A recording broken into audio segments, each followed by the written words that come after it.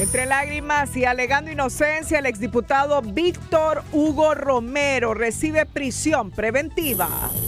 Ministerio Público acusa por lavado de activos al comisario Mario Guillermo Mejía Vargas, preso en Estados Unidos por narcotráfico. Acribillan a 3 personas en el interior de su vivienda en San Pedro Sula. Congreso Nacional endurece las penas contra responsables de violencia doméstica y delitos contra la mujer. En medio de temores por una posible privatización, los impulsores de la reforma eléctrica aseguran que el proyecto incluye candados para proteger el patrimonio de la ANE. Las consejeras del CNE solicitan licencia para ausentarse de sus cargos durante un año a partir del próximo 1 de julio. No aparece el expediente clínico en el centro médico donde fue atendida la chef Sandra Díaz del Valle. Mario Urrutia, el fotógrafo hondureño que proyecta la imagen del país al mundo. Estados Unidos endurece su postura frente a Irán y advierte sobre el control de sus exportaciones petroleras en medio de la crisis regional.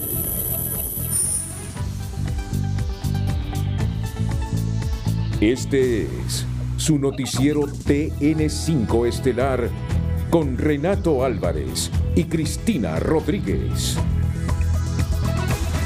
Muy buenas noches, Honduras. Bienvenidos a la emisión de este jueves 11 de junio, Día del Estudiante. Día del Estudiante. Y de la inauguración del Mundial de Fútbol. Qué 2026. Bello espectáculo en el Estadio Ciudad de México. Sí, en el Azteca. O el Azteca. Qué bello espectáculo, buena transmisión la que hicimos aquí en Televicentro. Me encantó. A mí también, Renato. Como latinoamericano me sentí muy orgulloso de los artistas. Fue una ceremonia, una inauguración corta, como 20 minutos. Como 20 minutos, sí. Pero espectacular, con buena producción, sí, bien organizada. Correcto, sí. Sinceramente que hoy he disfrutado la inauguración del Mundial de Fútbol de México, Canadá y Estados Unidos. El exdiputado Víctor Hugo Romero, los coimputados Andrés Adolfo Ramos Navis, Emeterio Carvajal Gómez y Nelson Francisco Melgar continuarán en prisión por decisión de un juez penal que les dictó auto de formal procesamiento por su supuesta participación en el asesinato de Mario Josué Chacón Fuentes, hecho ocurrido en noviembre de 2018 en el municipio de Sencenti, en Ocotepeque. Según la investigación fiscal, el crimen habría sido planificado y ejecutado por varios participantes. La audiencia preliminar del caso fue programada para el 19 de agosto. Injusto. Con su voz entrecortada y con lágrimas en su rostro, así salió el exdiputado suplente del Partido Libertad y Refundación, Víctor Hugo Romero, al escuchar la resolución tras el desarrollo desde el miércoles de una prolongada audiencia inicial en el juzgado con competencia nacional en materia de criminalidad organizada, donde se determinó este jueves decretar auto de formal procesamiento con la medida cautelar de la prisión preventiva. Es injusto. ¿No participó usted? Jamás no me dedico a eso. Usted sabe mi vida. ¿Esperaba usted esta resolución así? ¿Usted creía que iba a salir? Por lo menos medidas para que pudieran investigar bien el caso. El exdiputado Romero enfrenta acusación por los delitos de homicidio, homicidio en su grado de ejecución de tentativa acabada y asociación para delinquir, junto a Andrés Adolfo Ramos, Emeterio Carvajal Gómez y Nelson Francisco Melgar, en perjuicio de Mario Josué Chacón Fuentes y Miguel Ángel Villeda Recinos, hecho que se registró en el occidente del país y en el que desde su captura han negado su participación. 100%. Sin embargo, en los juzgados indican que la resolución en la que se determinó que permanecerán en el Centro Penal del Progreso está basada en algunos indicios. Se extendió por un día de tal forma que el ente fiscal lo había anunciado, presentó una variedad de prueba documental extensa, voluminosa. Asimismo, la información de la extracción de la información telefónica que autorizó el Juzgado de Letras Penal con competencia nacional en materia de intervenciones telefónicas llevó a cabo a que se extrajera toda la información, el vaciado telefónico, la escucha telefónica, de tal forma que ha sido fundamental. En esta causa, la audiencia preliminar se fijó para el 19 de agosto. A 18 años de prisión fue condenado el ciudadano hondureño Sandro Josué Martínez, guardia de seguridad declarado culpable vía procedimiento abreviado por el asesinato de Hong Xinshuan, un menor de 14 años de origen chino. El crimen ocurrió el pasado 25 de abril en la colonia 21 de febrero, donde la víctima recibió un disparo que le causó la muerte. El juez ordenó que el sentenciado cumpla la pena en la cárcel para varones de Támara, Francisco Morazán. La desconfianza en el sistema de justicia y la percepción de impunidad están llevando a que cada vez más ciudadanos reaccionen de forma agresiva contra personas señaladas de cometer delitos que generan profunda indignación social, en un fenómeno que preocupa a expertos del derecho. Claro que se van a seguir repitiendo en todas partes del país, se van a seguir repitiendo porque la gente ya no aguanta la inseguridad, ya no aguanta la violencia que se está generando, porque en Honduras tenemos un problema, la violencia está normalizada. Entonces esto ya va a ser muy normal y la gente pues va a tomar la justicia por su propia cuenta. Sobre todo en los actos violentos donde tenemos un alto grado de impunidad. Entonces obviamente al no haber resultados pues se va a degenerar en estos actos violentos, que no debería ser, que es una medida urgente que toman algunas víctimas. Por ello sí es necesario, como le decía, socializar los resultados, primero las investigaciones, el avance de investigaciones y luego cuáles serían las consecuencias o los resultados en el caso de conseguir la aplicación de la justicia en su momento oportuno. En las últimas 2 semanas se han registrado agresiones contra hombres involucrados en actos violentos contra mujeres. El más reciente se registró este miércoles contra el imputado en el crimen de la enfermera Elvia Mercedes Gómez. Jason Maldonado desde San Pedro Sula nos informa de un múltiple crimen en San Manuel Cortés. Buenas noches. Una nueva masacre se ha registrado aquí en la zona norte del país, exactamente en el bulevar que viene del Progreso y Oro hacia la Lima Cortés, en la colonia 15 de septiembre que pertenece a San Manuel Cortés. 3 víctimas, entre ellas el propietario del restaurante conocido como La Babilonia. Se trata de Samuel Emilio Chavarría Maradiaga, de 73 años. Él en un principio resultó gravemente herido y fue trasladado a una clínica privada de aquí del municipio de la Lima Cortés. Él lastimosamente ha fallecido y en el interior del restaurante ha muerto también una de las empleadas que él tenía. Se trata de Melba Roseli Caballero, de 40 años. También en este hecho ha muerto uno de los clientes del restaurante, identificado como Oscar Ortiz Enríquez, de 48 años, quien hace 4 meses se había venido de los Estados Unidos. Ya las autoridades policiales se han trasladado hasta este lugar, han acordonado la escena y solamente están a la espera de las autoridades de medicina forense y así realizar el levantamiento cadavérico correspondiente. Lo que se maneja preliminarmente es que 2 individuos a bordo de una motocicleta querían asaltar a los ocupantes de este vehículo tipo camión y ellos intentaron refugiarse en este restaurante cuando se bajaron los hombres armados de la motocicleta y comenzaron a disparar en reiteradas ocasiones, dejando como saldo 3 personas muertas y 2 heridas. Es lo que se maneja hasta esta hora de la noche. Con esta información, que es lo último que está pasando, yo retorno con ustedes. El Ministerio Público presentó requerimiento fiscal por lavado de activos para el comisario Mario Guillermo Mejía Vargas, condenado en Estados Unidos por narcotráfico. Mejía Vargas no logró justificar más de 5.400.000 empiras de origen presuntamente ilícito. La Fiscalía sostiene que los recursos estarían vinculados a actividades criminales y destaca que las investigaciones financieras y patrimoniales permiten sustentar la acción penal. El caso se enmarca en los esfuerzos por golpear las estructuras del narcotráfico y sus fuentes de financiamiento.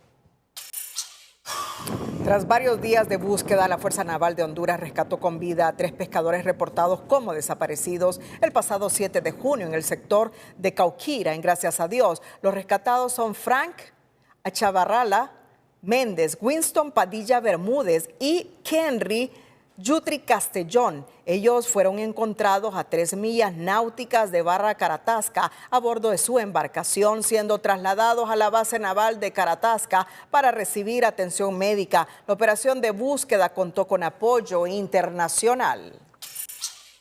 Familiares, amigos y miembros del gremio periodístico acompañan este día el velatorio de la chef hondureña Sandra Díaz del Valle en la funeraria Espíritu Santo, ubicada en el Boulevard Suyapa de la capital. Entre muestras de profundo dolor y consternación por su inesperada partida, los dolientes rinden homenaje a su destacada trayectoria en la televisión nacional, mientras se confirmó que será este viernes cuando se lleve a cabo su sepelio para darle el último adiós.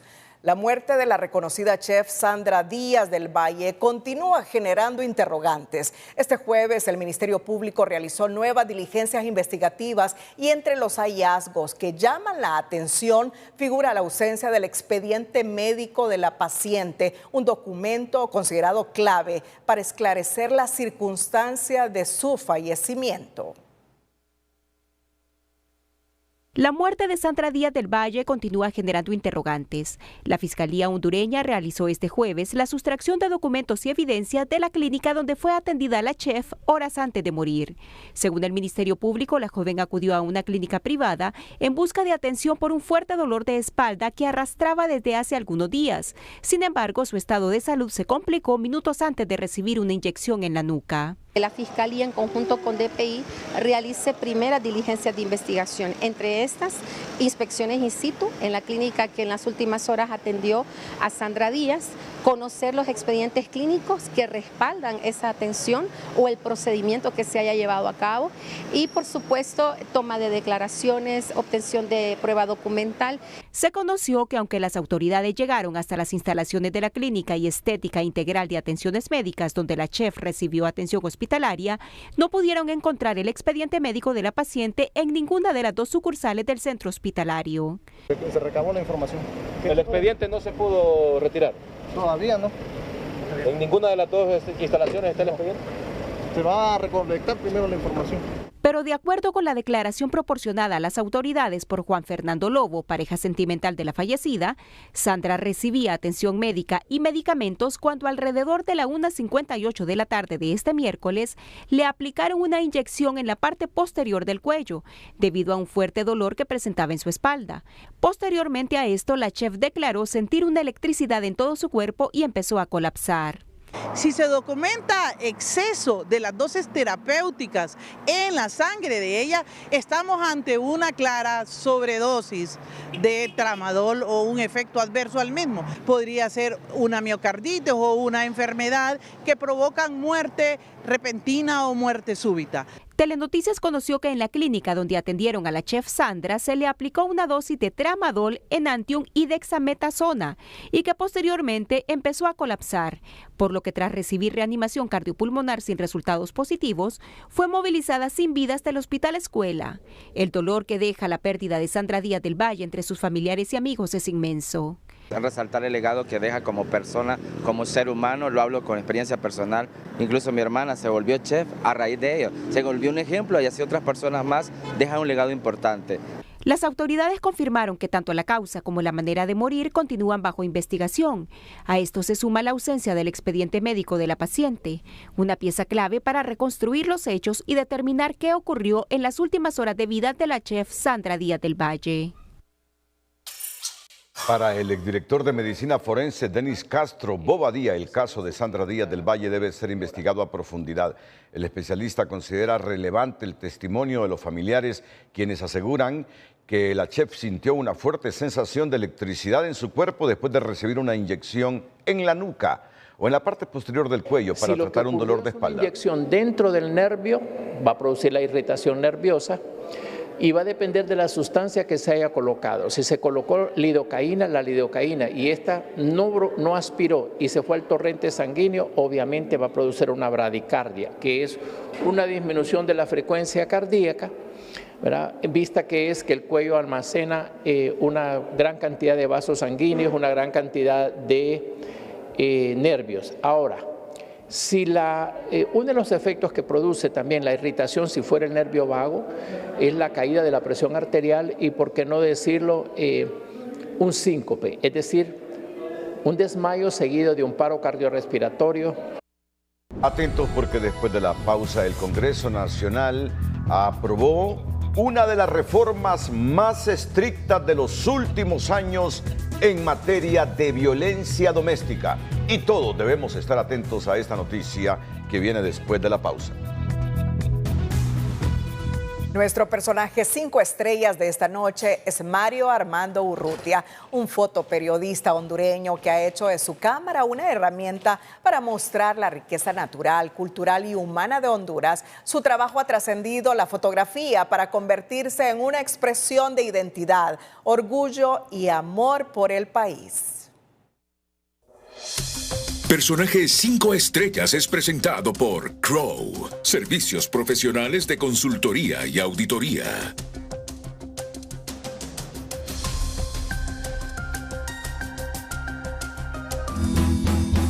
El personaje 5 estrellas de esta noche es Mario Armando Urrutia, un hondureño que nació en la zona sur y que desde su adolescencia incursionó en el arte fotográfico. Sus fotografías han formado parte de las portadas de los principales diarios del país. Además, ha expuesto sus obras en el extranjero, proyectando nuestra gente, cultura, historia y parajes naturales de nuestra querida Honduras. Cada imagen de Urrutia refleja no solo técnica y profesionalismo, sino también la esencia de nuestra tierra. Nos sentimos orgullosos por haber participado en esa exposición en México a través del cónsul Héctor Amador, que nos dio su apoyo para hacer la exposición. Nada que ver con el gobierno, fue un esfuerzo propio de él y de hecho yo financié mis propios pasajes, mi estadía y todo para dar a conocer nuestro país. Las fotografías de Mario Urrutia fueron seleccionadas para plasmarlas en el papel moneda de Honduras, en las denominaciones de 20 y 50 lempiras, pero también ha documentado con su cámara hechos políticos relevantes, deportivos y desastres naturales como el devastador huracán Mitch. Sí, el billete de 20 lempiras y de 50 lempiras en el gobierno del licenciado Ricardo Maduro decidió, pues, como se había trasladado la casa presidencial. Antes salía la casa presidencial que está en el centro. Él quería que saliera la actual casa presidencial, que es la que está por la Corte Suprema, que fungió en el tiempo de Callejas y que ahora es la Cancillería General de la República, y también el anexo del Banco Central, que era el billete de 50, por el simbolismo del edificio, de la edificación.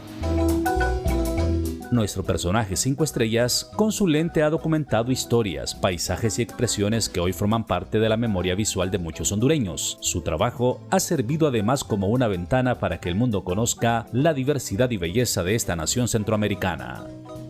Amar a Honduras creo que es lo que nos haría a todos hacer una patria más grande en todos los aspectos, y precisamente en lo ambiental, que los hondureños pues nos eduquemos a no tirar la basura a las calles, que tanto problema nos causa, a no contaminar, a no deforestar, a no incendiar nuestros bosques para que tengamos un mejor futuro.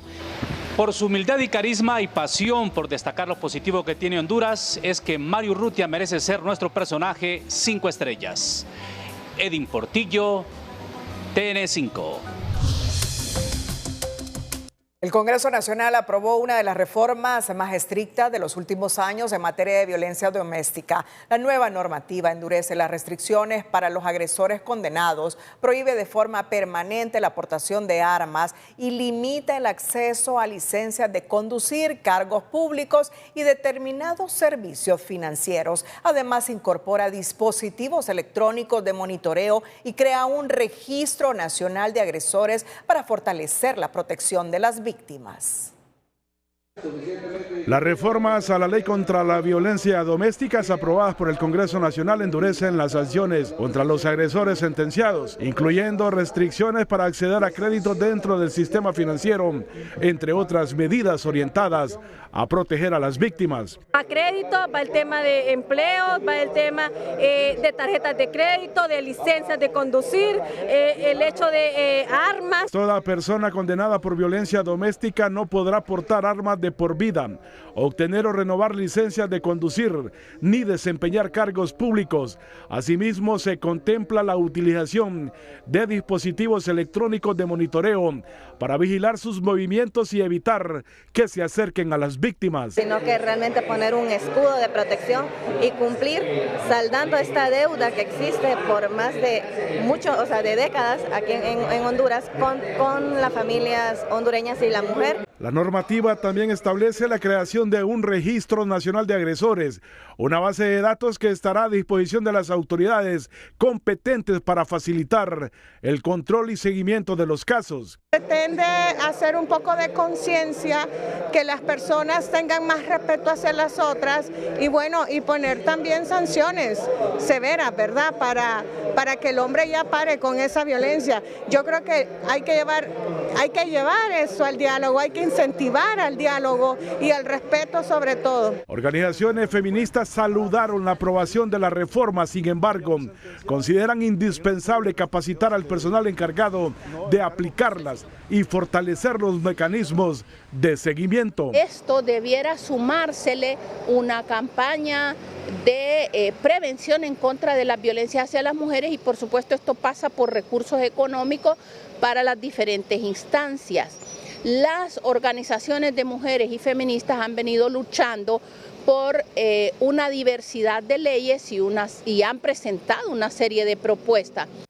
Según parlamentarias impulsoras de la iniciativa, en lo que va del año, se han recibido más de 9,000 denuncias por violencia doméstica, de las cuales solo un bajo porcentaje ha obtenido respuestas efectivas. Cabe recordar que el Congreso Nacional también aprobó reformas al Código Penal que elevan hasta 60 años de cárcel por femicidios y la creación de tribunales especiales conformados por mujeres para ese tipo de casos. La reforma ya fue aprobada, sin embargo el desafío apenas comienza. Su éxito dependerá de una aplicación de inmediato y darle seguimiento a los casos y sobre todo dotar de las herramientas necesarias a las autoridades. Mario Landa, Telenoticias. Un dato estadístico que me ha llamado la atención este día lo publica Diario La Prensa de San Pedro Sula. Más de 4.500 mujeres fueron asesinadas en Honduras en los últimos 12 años. Más de 4.500 mujeres. Las estadísticas oficiales revelan que los conflictos de pareja, las enemistades personales y el crimen organizado figuran entre las principales causas de estos crímenes. Más de 4.500 mujeres asesinadas en Honduras en los últimos 12 años. El memorando que instruía a los jueces penales a reconocer la identidad de género autopercibida y el nombre social de los imputados quedó sin valor ni efecto. La disposición emitida por la magistrada Rubenia Galeano y basada en criterios derivados de sentencias de la Corte Interamericana de Derechos Humanos en los casos de Leonela Ayala y Vicky Hernández desató un amplio debate jurídico y social. Ahora el Pleno de la Corte Suprema de Justicia ha decidido revisar el fondo del asunto antes de adoptar una decisión definitiva. Más allá de la decisión del Pleno de la Corte Suprema de Justicia, el debate ahora se centra en los argumentos que dieron origen al memorando 02-2026 emitido por la magistrada Rubenia Galeano, encargada de los asuntos de justicia abierta del Poder Judicial. Con las pláticas que han habido con los jueces, con las capacitaciones que han habido con ellos, surgió la solicitud de que se hiciera ese memorándum para sentirse respaldados en sus decisiones, en sus procesos penales. El documento instruía a los jueces penales a reconocer la identidad de género autopercibida como parte de una política orientada a evitar actos de discriminación y garantizar un trato digno. En la sentencia de Zelaya, inclusive, la Corte Interamericana incorpora la obligación que también fijó en la sentencia Vicky Hernández de que el Estado de Honduras, por las autoridades competentes, deben de generar las condiciones para la debida identificación de estas personas, cómo se autoperciben. Para sustentar esta directriz, la magistrada retomó principios de justicia abierta, así como obligaciones derivadas de sentencias de la Corte IDH, casos Vicky Hernández y Leonela Zelaya. Si un hombre se percibe que es mujer y su nombre debe ser cambiado, entonces allí en los documentos, en los papeles, en los autos, debe establecerse ese carácter, ¿no? El memorando también proponía incorporar información estadística sobre identidad de género y condiciones de vulnerabilidad en los registros judiciales. Para que las personas que se encuentran sometidos a ciertos procedimientos desde penales, administrativos y demás, que se adoptara un procedimiento donde estas personas puedan decidir sobre su personalidad jurídica, o sea, su identidad de género tal como ellos se perciben. Juristas respaldan la visión de reconocer la identidad de género autopercibida en cumplimiento de compromisos internacionales asumidos por el Estado en materia de derechos humanos. Y la Corte Suprema lo único que ha hecho es tratar de reconocer los tratados internacionales que ya se encuentran vigentes, y desconocerlos creo que no es lo más correcto, porque al final la Corte Suprema es el órgano que imparte justicia y reconoce las garantías y derechos fundamentales de todos y cada uno de los seres humanos en Honduras. El debate jurídico sigue abierto y gira en torno a cómo conciliar los principios de justicia abierta, los derechos humanos y el marco legal vigente en Honduras. Con el objetivo de fortalecer la lucha contra el trabajo infantil en las zonas cafetaleras de Honduras, YD Pets y World Vision Honduras renovaron su compromiso con el proyecto Cultivando Futuros, una iniciativa que durante casi década ha contribuido a la protección de la niñez y al desarrollo integral de miles de familias productoras de café en el país. La noticia positiva es presentada por Tigo. Solo con Tigo, el único operador con los 104 partidos de la Copa del Mundial de la FIFA en todos los dispositivos, TV, app y web. Contrata ya en tiendas Tigo. La Asociación de Exportadores de Café, YD Pets y World Vision Honduras firman convenio de cooperación para continuar el proyecto Cultivando Futuros, una iniciativa para prevenir y erradicar el trabajo infantil en comunidades cafetaleras. En esta guardería, ¿qué es lo que nosotros logramos? Que tanto padre y madre pueden hacer las labores de campo mientras sus hijos están bien cuidados, están siendo alimentados y están siendo educados. Una alianza para fortalecer la protección de la niñez mediante acciones de educación, sensibilización y apoyo a las familias productoras de café, promoviendo una cultura más responsable y sostenible. En esta alianza estratégica lo que buscamos es darle una alternativa a los productores que en vez de exponer a estos niños a los cortes de café, a los riesgos que ya conocemos del café, puedan tenerlos con nosotros en un espacio seguro. Esto no desvincula a estos niños y niñas, futuros productores de café del rubro. Desde su creación en el 2017, el proyecto ha logrado reducir más de 540,000 horas de trabajo infantil y beneficiar a más de 400,000 niños y niñas a través de programas de prevención y desarrollo comunitario. Ana Ramírez es parte de este proyecto. Inició a los 5 años y ahora su pincel tiene aroma a café.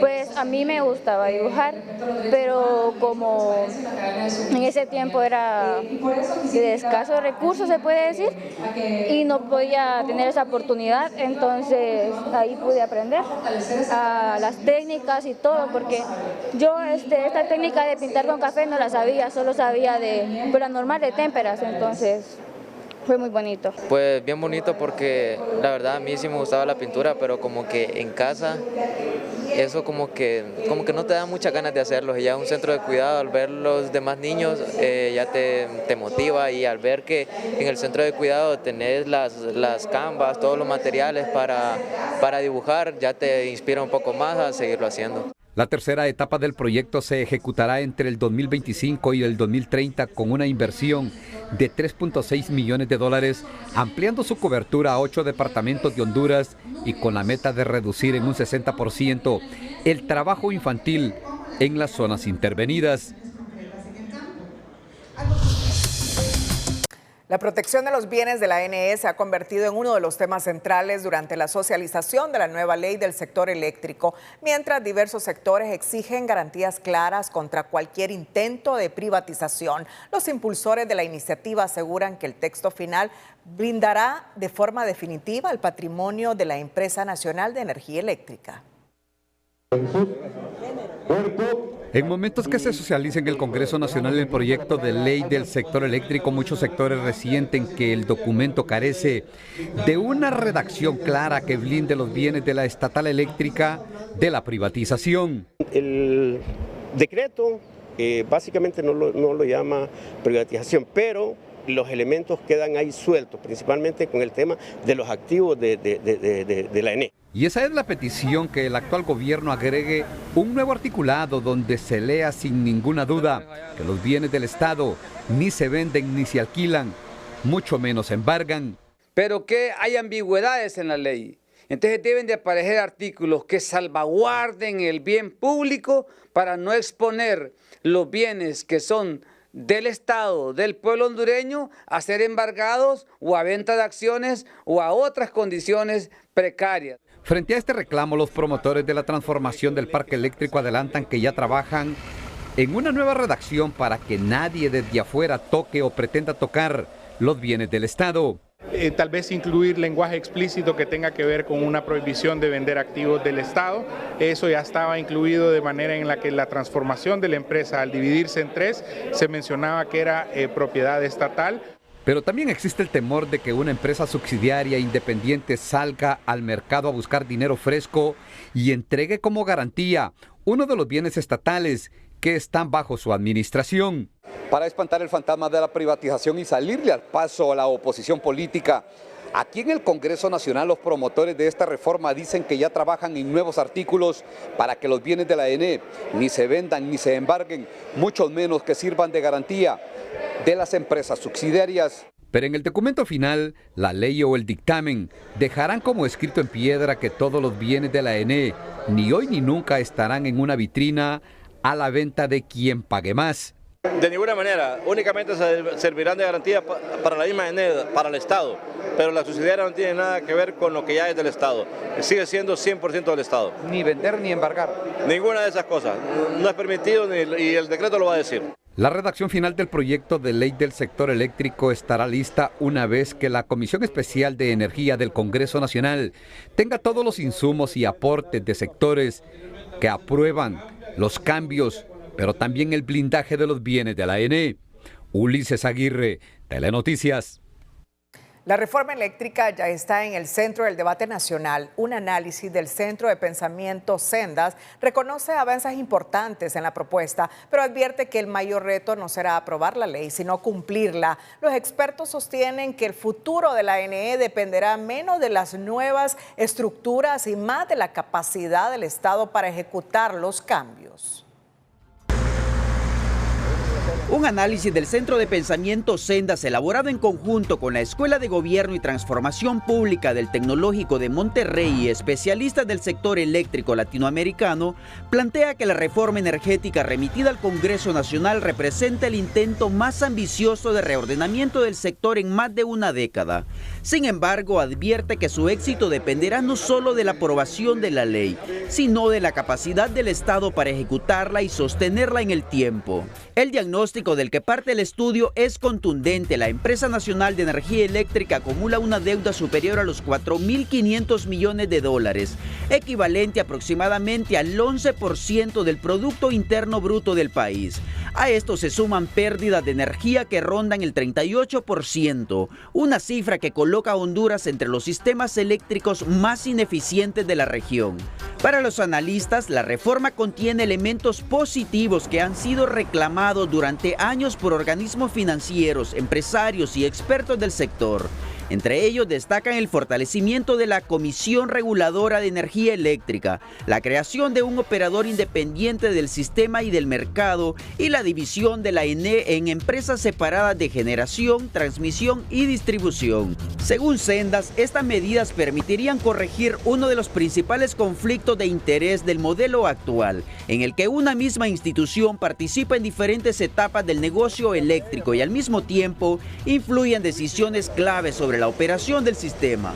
No obstante, el documento advierte que el mayor peligro es confundir la creación de nuevas estructuras con una transformación real. A juicio del tanque de pensamiento, Honduras ya vivió una experiencia similar con la reforma de 2014, cuando se aprobaron cambios de fondo que nunca lograron implementarse completamente.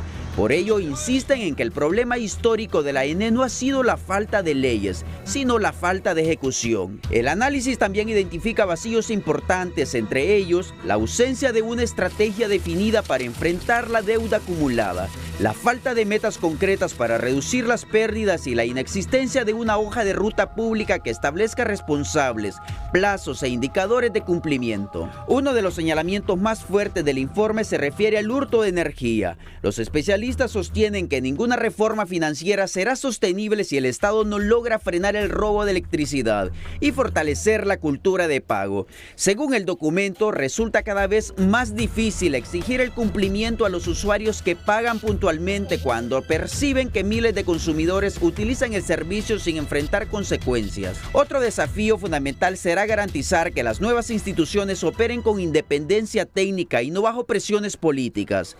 Sendas alerta que una reforma de esta magnitud podría perder efectividad si los organismos creados terminan reproduciendo los mismos mecanismos de interferencia que han limitado la eficiencia de la ENE durante décadas.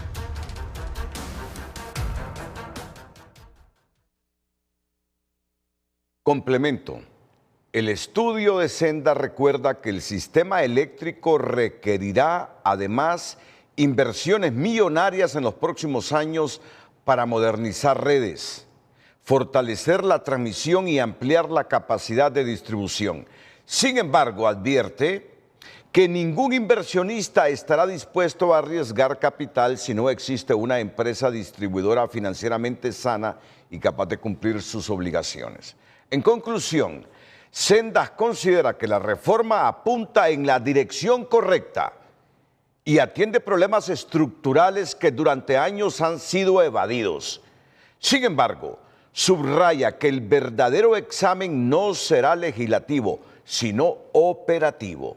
La aprobación de la ley podría marcar el inicio de una transformación histórica o convertirse en un nuevo capítulo de promesas incumplidas. Todo dependerá si el Estado logra reducir las pérdidas, enfrentar la deuda, atraer inversión y blindar la gestión técnica de las presiones políticas. 12 años después de una reforma que nunca terminó de materializarse, Honduras tiene ante sí una nueva oportunidad. La pregunta es si esta vez existirá la voluntad política para llevarla hasta sus últimas consecuencias. El presidente de la Comisión de Energía del Congreso Nacional aseguró este jueves que la nueva ley del sistema eléctrico será consensuada con los distintos sectores involucrados antes de ser sometida a discusión y aprobación. Seguiremos escuchando a las personas y a los diferentes grupos importantes del país para enriquecer ese proyecto de decreto que ha venido del Poder Ejecutivo. Sé que efectivamente ocupamos hacer algo en el tema energético y el presidente Tito Afura ha tomado la decisión de hacer algo grande por el tema energético. No podemos seguir como estamos hasta ahora, en la cual hay un dren de 16.000 millones de lempiras al año y eso tenemos que resolverlo. Y este Poder del Estado, que precisamente dirige Tomás Zambrano, vamos a tomar las mejores decisiones. Según el legislador, el proceso de socialización continuará en las próximas semanas, a pesar de que la iniciativa impulsada por el Poder Ejecutivo ya ha sido presentada a diversos actores del sector. De acuerdo con el cronograma legislativo, su debate y eventual aprobación quedarían para después del receso del Congreso Nacional, previsto para iniciar a mediados de la próxima semana. La energía eléctrica podría volver a presionar el costo de vida de los hondureños tras acumular un incremento cercano al 14% en lo que va del año. Expertos advierten que la próxima revisión tarifaria podría traer nuevos ajustes impulsados por el mayor costo de generación durante la temporada seca. Economía Hoy es presentada por Banrural. ¿Tu negocio quiere crecer? Con Crece Pyme Banrural, impulsa tu éxito.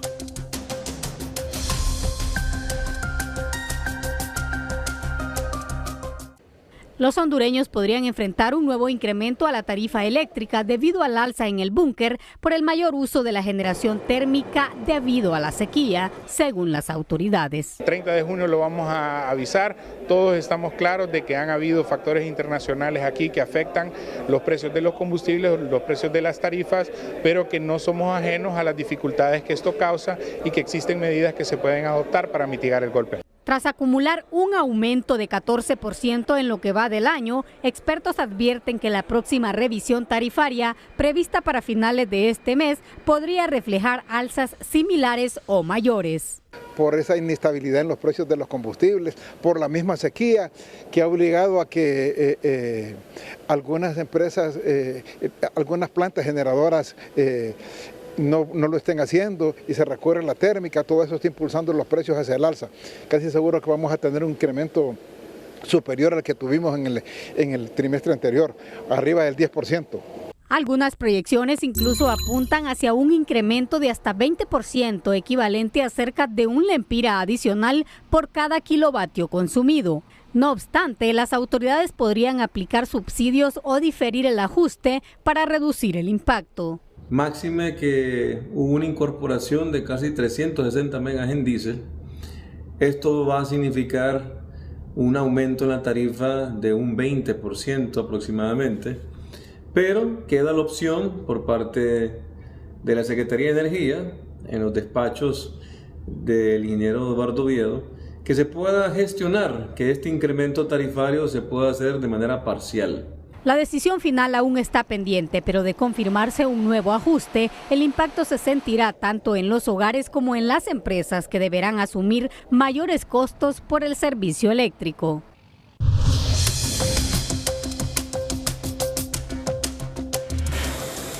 Aunque varias maquilas han cerrado operaciones durante 2026, el presidente de la Cámara de Comercio e Industrias de Cortés aseguró que esos procesos ya estaban previstos desde el año pasado y no responden a una nueva crisis del sector. Destacó que se logró evitar la salida de una de las empresas más grandes que evaluaba abandonar el país, lo que permitió preservar miles de empleos. Lastimosamente, la mayoría de las maquilas que cerraron ese año tenían ya programados desde el año pasado. Ahora nosotros tenemos otra perspectiva y por eso estamos esperando ese año que se cambie la panorama, que las empresas maquiladoras que ya están van a seguir funcionando. Hasta una empresa que tuvo interactuación con ellos la semana antepasada, ellos pensaban cerrar. Según el dirigente empresarial, a partir de este año se espera una reactivación gradual del sector impulsada por una mayor estabilidad en los mercados internacionales y la recuperación de pedidos de exportación. Los hondureños que viven en el exterior continúan siendo uno de los principales soportes de la economía nacional al cierre de mayo. Las remesas familiares alcanzaron los 5.254 millones de dólares, equivalentes a más de 140.000 millones de lempiras. La cifra representa un crecimiento del 13% en comparación con el mismo periodo de 2025, reflejando el esfuerzo de miles de migrantes que envían recursos para el sustento de sus familias y el consumo interno del país. Las remesas se mantienen como la principal fuente de divisas de Honduras y continúan impulsando actividades como el comercio, la construcción, el pago de servicios y la adquisición de bienes de consumo. La deuda externa del sector público hondureño alcanzó los 10.753 millones de dólares al cierre de abril, según cifras del Banco Central, al registrar un incremento de 792 millones de dólares en comparación al registrado en el mismo periodo del año anterior. El aumento se explica por nuevos desembolsos de préstamos que superaron los pagos realizados por el gobierno durante los primeros 4 meses del año. Del total adeudado, casi el 87% corresponde al gobierno central. No obstante, las autoridades destacan que la deuda externa representa el 26.5% del Producto Interno Bruto, lo que refleja una mejora en la capacidad de la economía para contraer deudas. El gobierno del presidente Nasri Adfura reafirmó su respaldo al proceso de capitalización del Banco Centroamericano de Integración Económica durante una reunión sostenida con la presidenta ejecutiva del organismo, Gisela Sánchez, y miembros de su directorio. Las autoridades hondureñas consideran que fortalecer la capacidad financiera del BCE permitirá ampliar el financiamiento de proyectos de desarrollo, integración regional y generación de empleo. El encuentro se realizó como parte de los preparativos de la Asamblea de Gobernadores del Banco, que se celebrará a finales de junio en Oviedo, España. Pero antes, en nuestro emprendedor de hoy, conocemos a un grupo de mujeres que con esfuerzo y creatividad están convirtiendo sus negocios en una nueva oportunidad de desarrollo para el municipio de Tatumbla. El emprendedor de hoy es presentado por Ficosa. Los grandes emprendimientos se construyen con buenas decisiones. Deposita o incrementa tus ahorros desde 1.000 lempiras y participa por 1.000.000 de lempiras. Artesanías, comida típica, prendas de vestir y otros productos elaborados por emprendedoras de la zona comienzan a ganar espacio en Tatumbla Francisco Morazán. Ubicadas en la plaza donde se encuentran las emblemáticas letras del municipio, estas mujeres buscan dar a conocer sus negocios y generar nuevas oportunidades de ingreso. Que estamos empezando para hacer turismo y los estamos invitando a todos para que vengan a conocer nuestra artesanía. Tenemos sublimaciones, crochet, cosas para la casa, tenemos comida rica, nacatamales, chuleta, pollo, aquí hay de todo, así es que están todos invitados. Detrás de cada producto hay historias de esfuerzo y superación. Muchas de estas mujeres son madres de familia que han encontrado en el emprendimiento una forma de generar ingresos y demostrar que el talento local también puede convertirse en una oportunidad de desarrollo. A que nos apoyen porque nosotros estamos con nuestro propio esfuerzo haciendo esto, ¿verdad? Para impulsar a la economía primeramente de nuestro municipio. Cada sábado y domingo de 9 de la mañana a 5 de la tarde, las emprendedoras reciben a quienes visitan Tatumbla con la esperanza de que cada compra contribuya a la economía local. La constante circulación de camiones cargados de madera ha encendido las alarmas entre los habitantes de Huinope, El Paraíso, quienes denuncian una aparente deforestación acelerada de los bosques de la zona. Aunque el Instituto de Conservación Forestal asegura que el aprovechamiento cuenta con los permisos correspondientes, expertos advierten que la falta de información y comunicación con las comunidades está alimentando la controversia. Los habitantes del municipio de Huinope, en El Paraíso, se alzaron en protesta contra la excesiva extracción de madera en la zona. La comunidad denuncia que estas actividades están devastando fuentes de agua y ecosistemas locales. Un equipo de ICF se movió al lugar para ejecutar las auditorías de campo e inspecciones técnicas correspondientes. Se constató que los aprovechamientos forestales en la zona cuentan con la resolución de aprobación y la licencia ambiental. Tuvieron esa inspección y podemos verificar que están en cumplimiento de estos planes de manejo. Algunas mejoras técnicas que se pueden hacer, pero nada que genera una penalización o un mérito para cierre del mismo. Por su parte, el Colprofor recordó que el país posee zonas protegidas y áreas de producción. Muchas de estas son de propiedad privada y efectúan actividades de aprovechamiento forestal. Donde prevalezca el bien común, que en este caso son nuestros recursos naturales, pero también el bienestar de las comunidades, pero también respetemos la seguridad jurídica de propietarios privados. Así que instamos a todas las partes a que lleguen a acuerdos, a que promuevan ese diálogo basado en información y siempre prevaleciendo ese bien común entre las partes. Honduras concentra su explotación de pino y maderas preciosas en 8 departamentos bajo regulación ambiental, actividad que genera exportaciones anuales de entre 57 y 69 millones de dólares. Pese a que las autoridades garantizan que todo está siendo completamente legal, especialistas recomiendan que se hagan procesos de socialización para explicarle a las personas el aprovechamiento de los recursos. Elías Acosta, Telenoticias. La Secretaría de Estado en los despachos de gestión de riesgos y contingencias nacionales, COPECO, advirtió este jueves que la saturación de los suelos en gran parte del país podría provocar nuevos deslizamientos y derrumbes, especialmente en las regiones central y occidental, donde las lluvias han sido constantes en los últimos días. A esto se suman las afectaciones reportadas en el sur del país por las marejadas asociadas a la depresión tropical Cristina, mientras las autoridades piden a la población extremar las medidas de prevención. Además, se informó que las lluvias continuarán en las próximas horas, por lo cual se mantiene la vigilancia sobre los puntos más vulnerables y se evalúan los daños dejados por el temporal. El miedo ha obligado a varias familias de la colonia El Subán, en Confradía Cortés, a abandonar sus hogares luego de que una corriente de agua, agravada por las lluvias, erosiona gradualmente el terreno sobre el que se asientan sus viviendas. Ante el riesgo de derrumbe, los pobladores hacen un llamado urgente a las autoridades para que intervengan y eviten una tragedia. Socavón, pues, que todas las casas se están destruyendo y ya va para arriba, ¿verdad? Entonces uno, cuando vienen esas grandes tormentas, uno se pone con el alma en un hilo y se pone a llorar, pues, en ver que va a perder sus casas. Y aquella, pues, también ya llegó al límite como esta, Entonces, por eso yo lloro, pues, porque son mis hijos.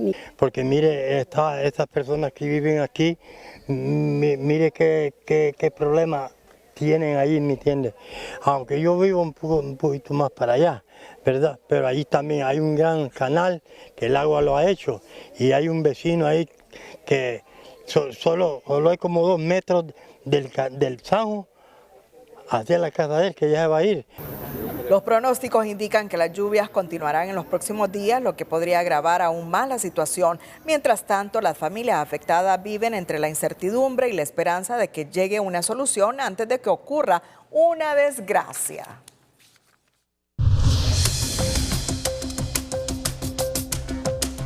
Hola, ¿qué tal? Qué gusto saludarles. Lo que era un pronóstico ahora es una realidad. La agencia que vigila el océano y la atmósfera ha oficializado la presencia del fenómeno El Niño en la región 3.4 en el Pacífico Central y Oriental, en donde las temperaturas a nivel de superficie y subsuperficie están cálidas por encima de lo normal. Entonces, esto significa que ha comenzado el desarrollo de este fenómeno. No es que mañana comience el impacto irá de forma gradual conforme vayan avanzando los meses, y allá por septiembre, octubre, pues 7 de cada 10 pronósticos nos están dando como resultado que tendríamos un super El Niño, es decir, un fenómeno bastante fuerte que impactará el agua, los alimentos, la energía y la salud.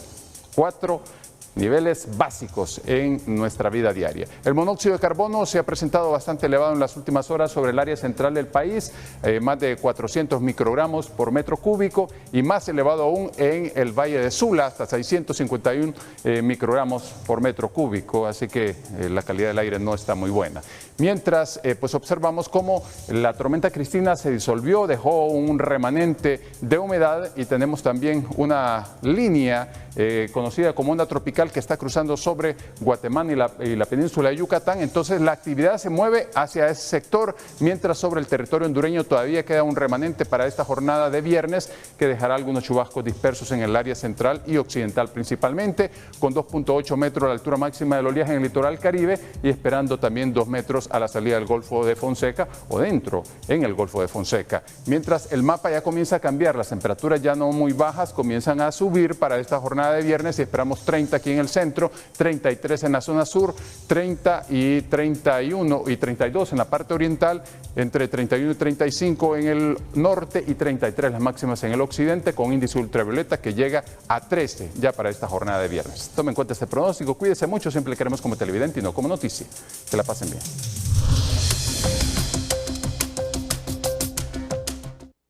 Tras los daños ocasionados por la caída de un rayo en sus instalaciones que provocó el colapso parcial de una pared y filtraciones que ponen en riesgo equipos médicos y áreas de atención, el Hospital del Niño Quemado solicita apoyo urgente a través de la campaña SOS Hospital del Niño Quemado. La institución busca recaudar 500,000 lempiras para reparar la infraestructura dañada. Tras los daños provocados por el impacto de un rayo en las instalaciones del Hospital del Niño Quemado, las autoridades hacen un llamado urgente al gobierno, la empresa privada y a la sociedad hondureña para apoyar la reconstrucción de la zona afectada. Este es un llamado al pueblo hondureño para que nos apoye, es un llamado también al gobierno de la República, a la Secretaría de Salud Pública, para que nos apoyen en la reparación urgente de esta pared que quedó expuesta con equipo muy valioso, en el cual nosotros, como Hospital de Atención a Niños Quemados y Fundación de Atención a Niños, no tenemos la capacidad económica. El fenómeno causó el colapso parcial de una pared trasera, generando severas filtraciones de agua que ponen en riesgo áreas operativas del hospital y equipos médicos de alta tecnología. Aunque no se reportaron personas lesionadas, la situación requiere una intervención inmediata para evitar mayores daños a la infraestructura. Hace 3 o 4 años el edificio fue revisado precisamente y aterrizado, producto de una ampliación que se hizo, aterrizaron todas las bases, no solo el punto donde caía el pararrayos. Entonces todo el edificio está bien aterrizado. El centro hospitalario atiende a cientos de pacientes que hacen uso de los servicios gratuitos, incluyendo tratamientos especializados, cirugía, rehabilitación y atención integral para niños con quemaduras, por lo que es fundamental el correcto funcionamiento para continuar brindando atención sin interrupciones. Hoy tengo el alta con mi hijo y él pues se va súper bien, ya solo para cuidados en casa. Mediante la campaña SOS Hospital del Niño Quemado, la institución busca recaudar $500,000 de lempiras para garantizar la continuidad de sus servicios. Las personas interesadas en colaborar pueden hacerlo de forma transparente comunicándose al 9729-8179 o realizando sus aportes a través de los números de cuenta bancaria que aparecen en pantalla. El llamado también es a la empresa privada para que brinde apoyo mediante materiales de construcción, mano de obra o incluso apoyo económico para reconstruir la zona afectada. Danilo Hernández, Telenoticias. Este jueves la Secretaría de Salud confirmó el primer contagio de sarampión ocurrido dentro del país, tratándose de una mujer de 25 años no vacunada en Islas de la Bahía que se infectó por nexo con el virus importado de Guatemala, aunque la paciente se convierte en el 5º caso registrado en el Hospital General de Honduras. Es el primero por transmisión local, lo que obligó a las autoridades a activar de inmediato el rastreo de contactos en la isla para evitar un brote mayor. La Embajada de Estados Unidos en Tegucigalpa ha escrito en sus redes sociales: alerta de salud, sarampión en Honduras, actualización, Honduras exige prueba de vacunación a ciudadanos hondureños que viajen a Estados Unidos, Canadá, México y Guatemala. La Embajada de Estados Unidos no tiene conocimiento de un requisito actual para que los ciudadanos estadounidenses presenten prueba de vacunación contra el sarampión para ingresar o salir de Honduras. Sin embargo, los viajeros deben considerar llevar un comprobante de vacunación en caso de tenerlo. Cualquier viajero que presente síntomas consistentes con el sarampión podría estar sujeto a controles de salud adicionales, aislamiento o medidas de cuarentena a su llegada o durante su estancia en el país. La Secretaría de Desarrollo Social abrió la convocatoria de las Becas Nacionales 2026, un programa que beneficiará a más de 10,000 estudiantes universitarios de pregrado y posgrado. Los aspirantes deben ser hondureños, tener entre 17 y 40 años, mantener un índice académico superior al 80%, estar matriculados en una universidad pública o privada y no recibir otra beca gubernamental. El proceso de inscripción se realiza de forma virtual a través del portal de Sede Sol, donde los interesados deberán presentar documentos como identidad, historial académico y constancia de matrícula para optar al apoyo económico destinado a fortalecer la continuidad de sus estudios superiores. Y el gobierno ha reconocido hoy a los mejores estudiantes del país. Hoy, 11 de junio, Día del Estudiante. Con promedios que oscilan entre el 91 y el 100%, 18 estudiantes de excelencia académica, uno por cada departamento del país, fueron reconocidos por el Gobierno de la República en el marco de la celebración del Día del Estudiante hondureño. Durante un acto realizado en Casa Presidencial, las autoridades destacaron que la educación es la base para construir una Honduras con más oportunidades y resaltaron el esfuerzo, la disciplina y la dedicación de los jóvenes homenajeados, así como el apoyo de sus padres y docentes. Los galardonados recibieron medallas, diplomas, libros de texto y tablets como reconocimiento a su destacado rendimiento académico. Además, las autoridades reiteraron su compromiso con el fortalecimiento de la educación pública. Más de 1.1 millones de niños y jóvenes hondureños están fuera del sistema educativo y apenas 3 de cada 10 estudiantes alcanzan un desempeño satisfactorio en matemáticas y español. Cifras que marcan la celebración del Día del Estudiante y que reflejan los desafíos que aún enfrentan la educación en el país. No le estamos cumpliendo a los niños y jóvenes de Honduras. En primer lugar, hay muchos niños y jóvenes fuera del sistema educativo. Incluso con los que están adentro del sistema, estamos en deuda. Les estamos ofreciendo un currículo que tiene más de 20 años, con contenidos y competencias que corresponden al siglo XX. A los problemas de cobertura se suman nuevas exigencias. Docentes advierten que los centros educativos deben elevar los niveles de aprendizaje y preparar a los estudiantes para un mundo donde la tecnología y la inteligencia artificial son cada vez más determinantes. La tecnología juega un papel fundamental y en ello tenemos que ser enfáticos. En las reglas ortográficas tenemos que practicarlas desde primer grado hasta nivel universitario. Como que cada día se observan mayores errores de ortografía, léxico inapropiado en los estudiantes. La pobreza, la falta de empleo, la migración y la desintegración familiar siguen siendo factores que alejan a miles de niños y jóvenes de las aulas. Una realidad que, según los académicos, limita las oportunidades de desarrollo para las nuevas generaciones. En el momento actual, los problemas que los estudiantes atraviesan son más en el terreno de los desafíos académicos. En este Día del Estudiante, la reflexión va más allá de las celebraciones. El reto sigue siendo acercar a los niños a las escuelas y garantizar que reciban una educación de calidad que les permita construir un mejor futuro para ellos, sus familias y el país. Mira, pero esto sí me ha divertido hoy. Argentina convocó a Marco Senesi para el Mundial 2026, no estaba convocado. No estaba convocado. Marco Senesi no pero estaba a última convocado. hora lo convocan. Sí. Y lo convocan tras la lesión de Balerdi. Leonardo Balerdi. El defensor recién fichado por el Tottenham vivirá su primera Copa del Mundo. Pero es que cuando lo estaba llamando la federación a Marco Senesi, que se había lesionado, ¿quién dijimos? Leonardo Balerdi. Balerdi.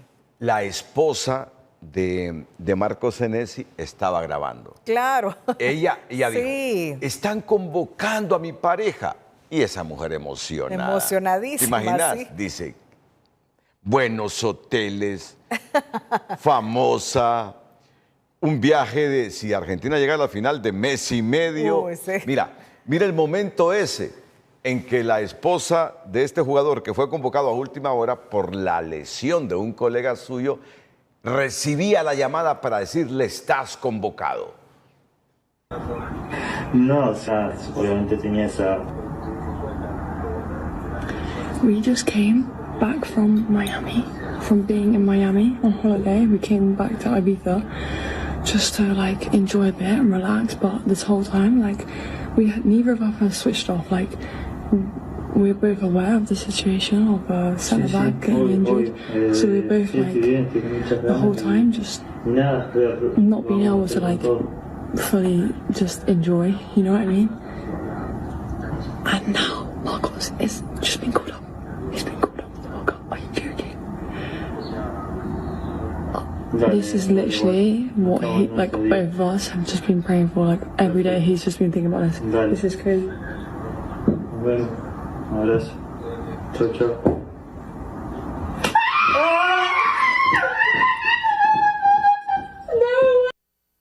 Oíme, sí, o nos tomaron el pelo. No será inteligencia artificial esto. No, Renato, porque han salido muchos medios, incluso estoy leyendo que, bueno, es que la miro tan linda como hecha ahí con inteligencia artificial. Bueno, es inglesa bella, o argentina, porque mira que bien habla el inglés. Sí, habla bien. Y bueno, me imagino que debe ser. por eso es que dudé en los últimos segundos, mira. Y que lo vi el día. Ah, perdón. Pero deja, Isaí, que terminemos de contar esto. Es Mundial de Fútbol. Es Mundial de Fútbol y es su primera participación, la de este jugador en el Mundial. Y por eso su esposa celebra. No es inteligencia artificial. No es inteligencia. ¿Ya leíste bien? No, ya leí bien, Renato. Okay. No. Y ella se llama Kelsey Bowers. La esposa. ¿Y qué es inglesa? ¿Es gringa o qué? No. Ahí vamos a Pero investigar esa mujer dijo, este es el momento más feliz de mi vida. Total. ¿Es inglesa? Va, no. Es inglesa, sí. Bella, la del argentino ese que va convocado allá al Mundial a última hora. Cerramos la emisión con las 5 de TN5. Feliz noche. Las 5 de TN5 son presentadas por Hospital Clínica y Óptica Santa Lucía. Invierte tu 14avo. Este junio, compra aros SL con lente graduado y recibe otro aro gratis. 3 muertos y 2 heridos tras balacera en restaurante en San Manuel Cortés. Prisión preventiva para exdiputado Víctor Hugo Romero y otras 3 personas acusadas de asesinato. No encuentran expediente clínico en el centro médico donde fue atendida la chef Sandra Díaz. Fiscalía presenta requerimiento fiscal contra el exoficial de policía Mario Guillermo Mejía Vargas, a quien se le acusa de lavado de activos. Consejeras Holly López solicitan licencia de 1 año para vacar de sus cargos e irse al servicio exterior.